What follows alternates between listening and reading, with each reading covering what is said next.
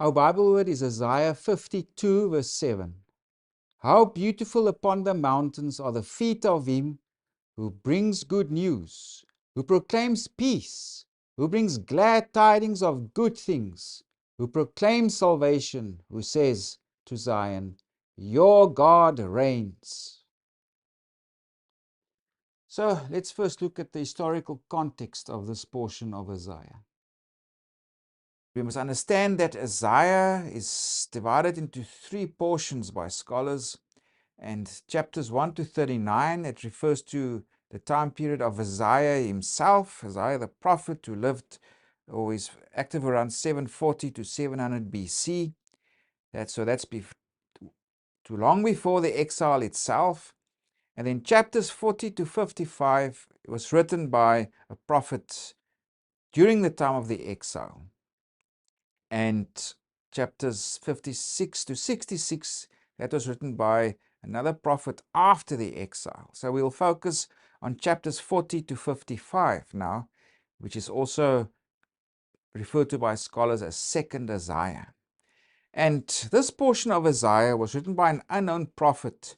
He lived in Babylon towards the end of the reign of the Babylonian king, Nabonidus. This was approximately 555 to 539 BC. And the prophet encourages the people, God has not forgotten you, and the time of your restoration or the return to your homeland will come soon. So the people were in exile. He probably preached or delivered this message also to the people who were in the Babylonian camps. So they were far away from home already, many generations. And now the prophet tells him this time of exile is over. You're going to return home soon. And also we must understand that for these Jewish captives in Babylon, they would have been overwhelmed by this Babylonian city. It was a magnificent city, Babylon. It had gardens, it had the river Euphrates ran through it. There were these water moats that were around it. And it was just a spectacular city, beautifully decorated and ornamented. And so it would have seemed that they were a puny little civilization, a defeated people, a dishonored people, and they worshipped an inferior god. The Babylonian gods must have been so awesome and powerful because look what is done to the people of Israel. They've crushed them. They've destroyed the temple in Jerusalem in 587 BC. So there would have been this dynamic in terms of the God of Israel is poor, he's a low God, he's not really that much. The Babylonian gods are more powerful. And also that here we have this great civilization. Look how advanced it is. Look at its city. Their gods must be so powerful, etc. That would have been the normal way of approaching these things.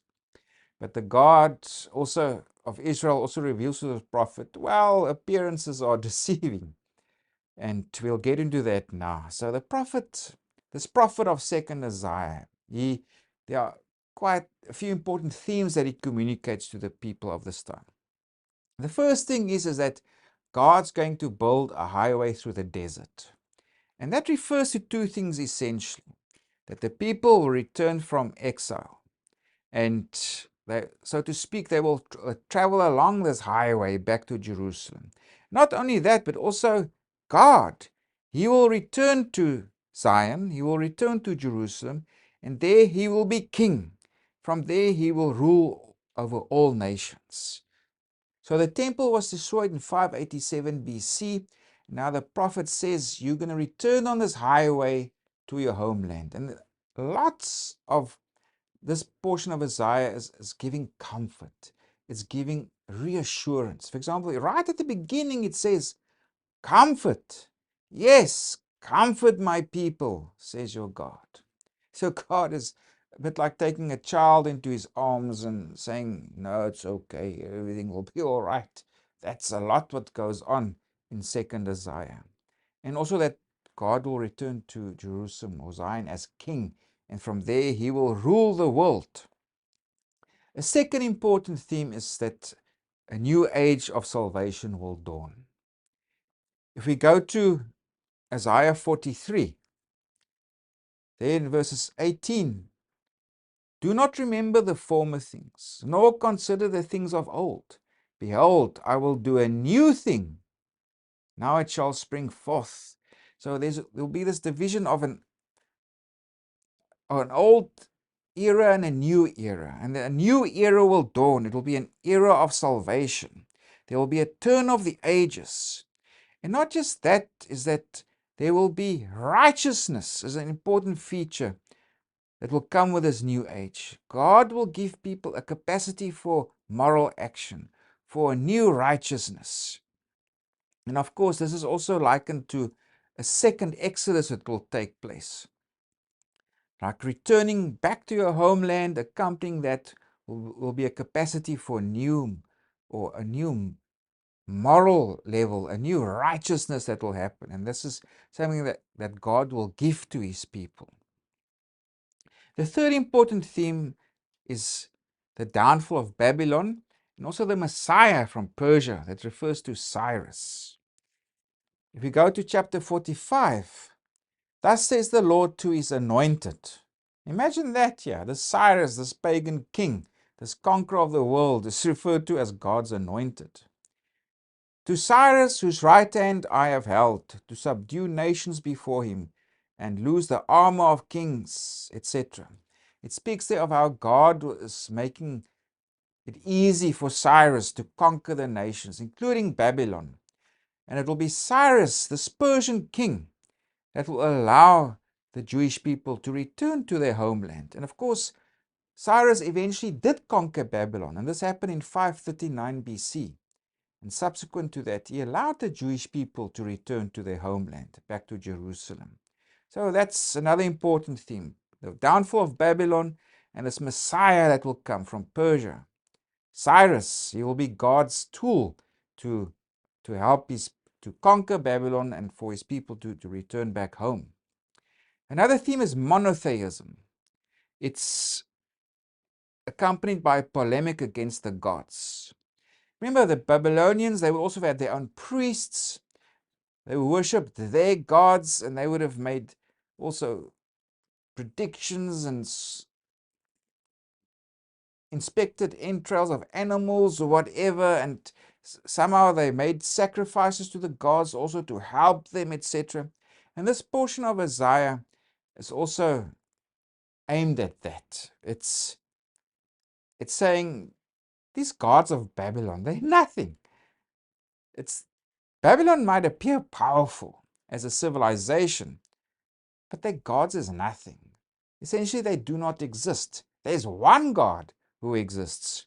If we go, for example, to chapter 45, verse 5, it says, I am the Lord, and there is no other. There is no God besides me. And also in verses 22, it says, look to me and be saved, all you ends of the earth, for I am God, and there is no other. So it's Isaiah, or this portion of Isaiah, communicates God, the God of Israel. He alone is the creator. He alone is the sovereign Lord of everything. And he is in charge of the world. He is in charge of history. He's the one that makes things happen in history to help his people. And he's the sovereign Lord. Him. Forget about the Babylonian gods. They're nothing. They do not exist. So there's a very strong theme in this portion of Isaiah of monotheism. The God of Israel is the only God. And he is the true and unique power and authority behind reality and history. And part of this also is that God now wants to save all the world. He wants to bring this knowledge to all peoples. And that's why this portion of Isaiah is also referred to as the evangelist of the Old Covenant, or this prophet that produced this. He's called the evangelist of the Old Covenant, because it's a bit like reading the gospel before the gospel. That's why there are many themes from this portion of Isaiah that play out in the gospel and also in the New Testament. So, it's about monotheism and polemic against the Babylonian gods. The last important theme is the servant of God figure that's referred to also. And there are 4 passages that are referred to as servant songs. And in various ways, these servant songs refers to this figure as he's a prophet, he's a servant of God, and also that he will undergo obedient and undeserved suffering and death to make atonement for the sins of people. So it's also, again, the New Testament authors and Christians identify Jesus in this servant figure. So these are the important themes that we can encounter in this portion of Isaiah. This highway in the desert that's about return from exile, and also that God will return to Jerusalem and he will be king there. There will also be a new age of salvation. A new era will dawn, a new time of righteousness, and also the downfall of Babylon, and that this Messiah from Persia will come, Cyrus, who will defeat the Babylonians, and also this monotheism that's polemic against the gods, that God is the fundamental power behind reality and history. He alone is God. So those are the important themes of Isaiah, second Isaiah, and lots of that we encounter also in the message of the gospel. So as we saw in the context, there are those servant songs, which also plays a prominent feature here for us. Our larger historic or literary unit is from chapters 49 to 54, and it speaks of this vindicated servant and a restored city. So on 3 occasions, the Lord addresses his servant, the special figure of Isaiah, or this portion of Isaiah. And then also God speaks to restored Zion, restored Jerusalem, of where he will return as king to Jerusalem. So if we look overall, so on 3 occasions God speaks to the servant. And so it's from chapter 49 verses 1 to 13. It's where it speaks of the servant that will guide Israel home. The servant also expresses his trust, and that is chapter 50 verses 4 to 9. And then quite famously, it speaks of the suffering and vindication of the servant. That's in chapter 52 verses 13 to 53 verses 12. And if you want to find out more about the servant figure, go to our training website and go look for the video that's titled Isaiah 42 verses 9. So in that video, more information is given on this role of the servant. And here, 3 of those there are 4 servant songs in Isaiah, and 3 of them appear here in this textual unit from chapters 49 to 54. So go do yourself a favor and go look at that video of Isaiah 42 verse 9. So if we come back to our immediate unit, there are those 3 passages about the servant, but in between those passages, there's also times where God speaks about the restoration of Zion. So it's from chapter 49 verses 14 to 50 verses 3, it says Zion's children will return. Then also in chapter 50 to 52, it speaks there that the Lord returns to Zion. And then also at the end, 54 verses 1 to 17, it speaks of Zion's marriage will be restored. Of course, this leads to chapter 55, where in chapter 55 it speaks of covenant renewal. God will restore his covenant with the people. But our immediate textual unit of what's concerned to us is that chapter 50 verses 10 to 52 verse 12, it speaks of where the Lord, that is Yahweh, will return to Zion. And yeah, many things are going on. It begins with God addressing those who trust him and also obey his servant. And the issue here is God encourages his people, please trust me. Other things that God speaks of is remember your heritage. Go back to Abram and Sarah who were childless, but God intervened. And in a similar way, he will also restore barren Zion. God promises that he will extend his rule to all the remote regions of the earth. And it also speaks where the prophet says, God, act like you did in the days of Egypt, because there you used your strong arm. In other words, you showed your arm, you flexed your muscles, and you conquered the forces of water. and also the Egyptian armies, and through that the people could be redeemed. They could leave Egypt. And also in verse 11, we will know also these words forming part of a hymn. In chapter 51, verse 11, it says there, "So the ransomed of the Lord shall return, and come to Zion with singing, with everlasting joy on their heads. They shall obtain joy and gladness. Sorrow and sighing shall flee away." So it will be like a second Exodus, just like God showed his muscles, his strong arm with the Egyptians and the forces of chaos over the water, where the water could part and the people could be ransomed or redeemed, in other words, set free. Now, the prophet also says this, God, do the same now for your people now. And it will happen because he breaks out in this song of praise now, as I read now in verses 11. So the ransomed of the Lord shall return. So a new exodus will happen. The people will return from Babylon back to their homeland. This is a new act of salvation that God will accomplish for his people. God also encourages his people, do not fear.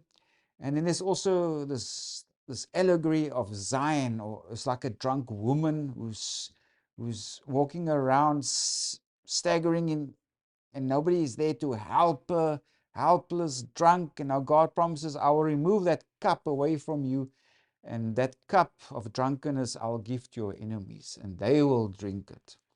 So this is another image for redemption of Jerusalem, who's walking now around like a drunk and intoxicated woman who does not get help from anybody. Now God says, I will help you. You will become sober. And then also that goes on is that now Zion symbolized as a woman. She must make herself pretty. Put on beautiful clothes because you will be restored. Because God addresses specifically Zion if you go to the beginning of chapter 52. Awake, awake, put on your strength, O Zion. Put on your beautiful garments, O Jerusalem, the holy city. So again, it's about God's coming back to Jerusalem. He's going to be king again in Jerusalem. And of course, this is good news, this restoration of Zion. And that's our Bible word. How beautiful upon the mountains are the feet of him who brings good news, who proclaims peace, who brings glad tidings of good things, who proclaims salvation, who says to Zion, your God reigns. So this is part and parcel of the message. From verses 7 to 10, it's about that the Lord will reveal his power to all the nations as he delivers his people from exile and establishes his rule in Zion. So, God will reveal his strength to the nations. He will return the exiles, and he will return to Zion also to rule as king. So that's the good news. It's the restoration of these exiles who've been away now for 2-3 generations, taken away by the Babylonians, and now they'll come back to Jerusalem. So in verse 11, there's this encouragement for the people. Depart from Babylon. It says there, depart, depart, go out from there. Touch no unclean thing. Go out from the midst of her, be clean, etc. And it goes on to say that this won't be like the time of the Exodus, because there the people had to hurry. Yeah, God says, no hurry here, because I will protect you, I'll be in front of you, and I will be behind you. So that's also verse 12. For you shall not go out with haste, nor go by flight, as they did at the time of the Exodus from Egypt. Why? For the Lord will go before you, and the God of Israel will be your rear guard. So this is the good news. This is what our Bible word is speaking about. God will reveal his strength to the nations. How will he do it? He will bring the exiles home, and he will return to Zion, that's Jerusalem, to rule there again as king.